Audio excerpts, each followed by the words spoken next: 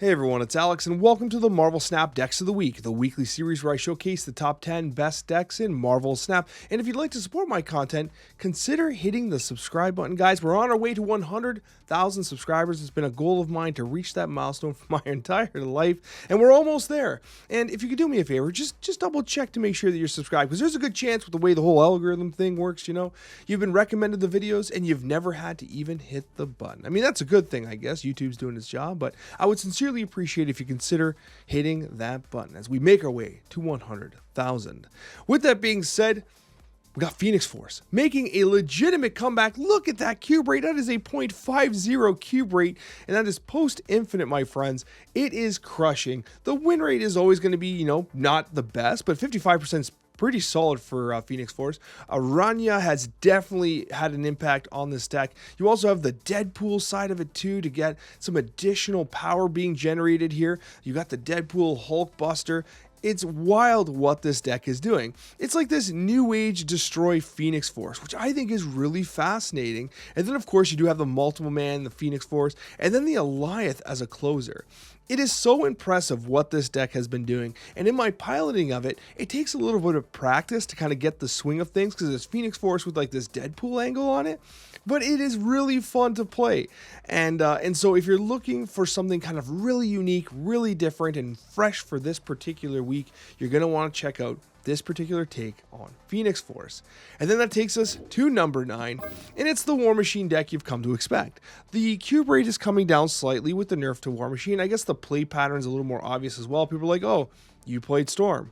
Oh no, you played War Machine. I wonder what's coming next, right? So the cube rate is still good at 0.33. The win rate at 56% is still solid, but we're seeing a little bit of a fall off in terms of like what was before the last couple weeks, just you smoking people with this particular deck. We're like, well, I didn't realize that lockdown was happening. Everyone knows now, right? This particular list is now running Blink. Blink was kind of a recent addition to this particular kind of set, so I do like it a lot. And ultimately, it's just good. I mean, is it good for the meta? I mean, I don't know. I don't think so. I mean, War Machine just got nerfed, so that helps a little bit. But you still have the lockdown combo, right? And I mean, I guess it's up for debate how good for the meta that is, but I suspect there's quite a few of you out there that are kind of hoping this deck loses popularity, but it still hits number 9 on this particular list. Talking about decks that people hate, yep, Arishem is back in it. 0.41 cube rate is pretty solid. 56% win rate is pretty solid as well. The play rate of Arishem is definitely way down. Like, people have kind of gotten over it, but it's still good. So if you're an Arishem stan out there and you want to play Arishem and you're kind of concerned that, oh, is it falling off the meta? Is it bad? It's not bad. It's still good. Loki on turn 1, because it's too constant, is still good. Would you believe it, right? So Arishem is still a legit card in the meta. It's still a legit archetype in the meta. And we have Alliath. Now, Alliath is making a lot of decks right now because you have like just a lot of opportunities to gain initiative and then just punish your opponent. Alliath is a very strong cube rate card right now, so it wouldn't surprise me if some of the best versions of decks are running Alliath. Like if you have multiple versions of Move, for instance, right? It's often the case that you'll see one version with Alliath and one without Alliath. Now in that case, the Tribunal version actually outperforms slightly, but in most other cases, you're seeing the Alliath version of a deck actually being the top performer of that particular archetype wherever it can be fit in.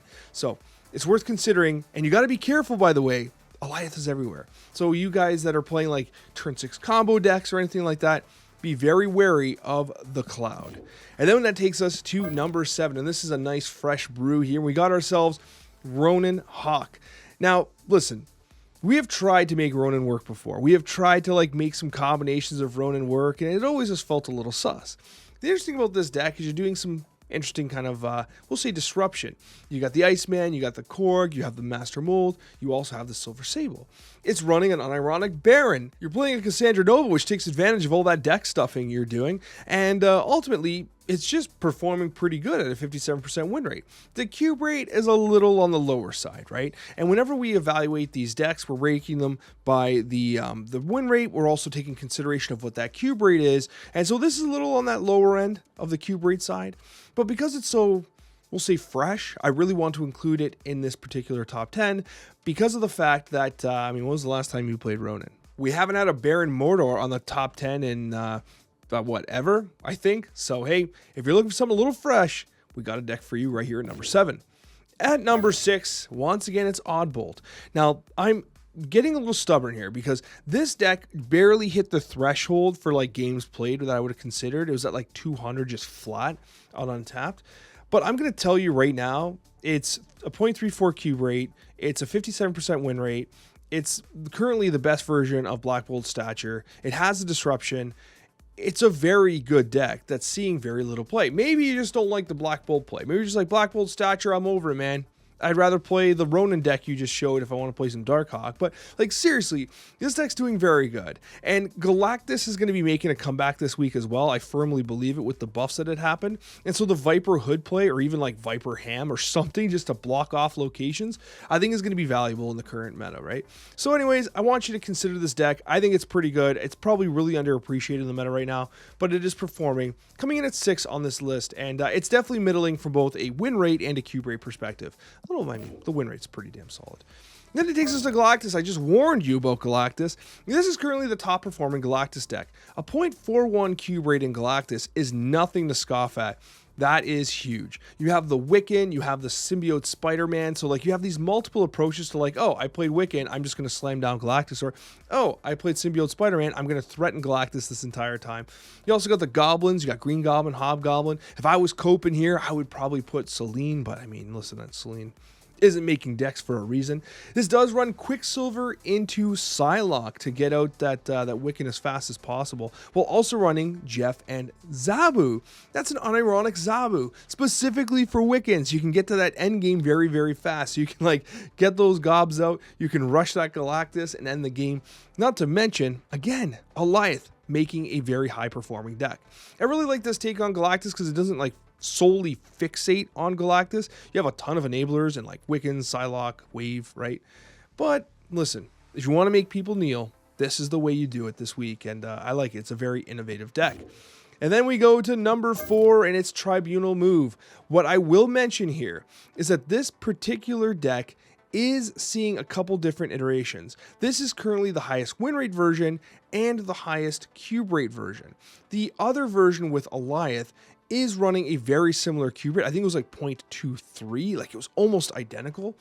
However, the win rate was slightly lower, but you are seeing people, for instance, they can substitute like a Cloak and put in a Alioth. You could substitute the Cosmo and put in a Alioth. I do think Cosmo is important in this particular deck because it does protect the dagger from Shadow Kings and Shang-Chi specifically. Shadow King not seeing as much play right now, but Shang-Chi is always around, right? So you got to be very cognizant of that.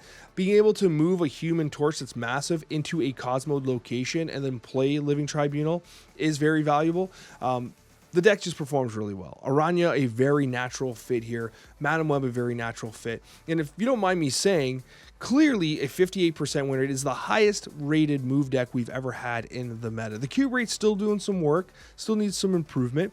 But 58% win rate? Are you kidding me? We've never had a move deck reach that threshold before. So very clearly, the Aranya and the Madam Web have done what they've needed to do, and they've resuscitated move. And this is proof in the pudding, as they like to say.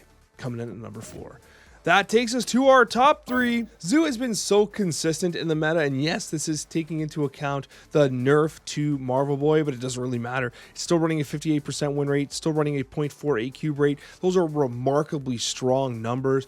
Mockingbird got nerfed, Marvel Boy got nerfed, and it's still just a remarkably good deck. Shauna has been a mainstay in, which kind of surprised me. I almost expected Shauna to eventually not stay in the deck, right? But it's been months, and Shauna's still in. And keep in mind, Shauna also got buffed, right? Kate Bishop's still in it. Like, this has been a very consistent deck. It's just good. Kyera now back in, by the way. There was a time period where, like, I guess Destroy wasn't doing that well, and so people weren't playing that much Destroy. So Kyera was kind of like, I don't need to play Kyera. And if I go against Destroy, I'll just lose. I'll just retreat. Who cares? But now, because Human Torch is crushing with the Living Tribunal, we're starting to see some Killmongers out there again. And so Kyera is an important consideration for this deck in order to just at least lock down your board state. And that's at number 3. At number 2, we got Bouncy Clog, a 59% win rate, an astronomically high win rate, and a 0.36 cube rate. This is a Werewolf by Night deck, can you believe it? And it has Silver Sable. You got a lot of disruption in the hands of Spider Ham. Of course, you got the Nico. You have the Shadow King, which is great in the current meta. This deck is crushing right now because not only does it mess up Hela, who does not make this top 10, by the way. I know listen, Hela's super popular, but the performance stats don't warrant it being on this deck, at this deck list. I gotta be honest with you. I know a lot of people are expecting Hela to be here, but Hela is not making the numbers to crack a top 10 list. You know what I mean? Like, play-wise and popularity it is, but from a pure numbers perspective, it's not the top 10, right? Surprise, surprise, I guess. But Shadow King, though, absolutely crushes move, because you're seeing a lot of move, right? And you got this Dagger sitting there. You're like, oh, they haven't played Cosmo. Boom, see you later, Dagger. Oh, Dagger, you were at 30? No. You're at 0 now. Thanks. Right. GG's, I guess. Right. So it's like, it's crazy what this deck is capable of. And of course, against the Hellas, you're occupying a lot of space on the board with like a little bit of clog and the disruption provided by the Spider Hams and etc. Okay. So really like this deck a lot. And if you think that it's the best version of clog, would you be surprised to know that the number 1 deck is currently Toxic Clog at a 59% win rate and a 0.56 cube rate. That is a very, very high cube rate. And you've got yourself an Ajax deck. This is the first time that Ajax has secured the number 1 spot on the decks of the week. And it has been like, Ajax has had this very steady climb of like, hey, like, I'm putting up legit power. It just took a while for people to figure Ajax out, I guess. This deck's been great, really good against Hela, really good against all the, like, it's just great against everything that hates Clog, right? Also, Galactus making a comeback absolutely hates this, right? Galactus and Debris, name a better combo. But at the end of the day, a ton of Clog, a ton of like fantastic opportunities to just mess up your opponent's play lines. And then you got the verticality of Ajax and the destructive nature of Cannonball. Regardless, you got a win condition in this particular deck. I hope you enjoy piloting it. Thank you so much for watching, guys, and we'll see you on that next one.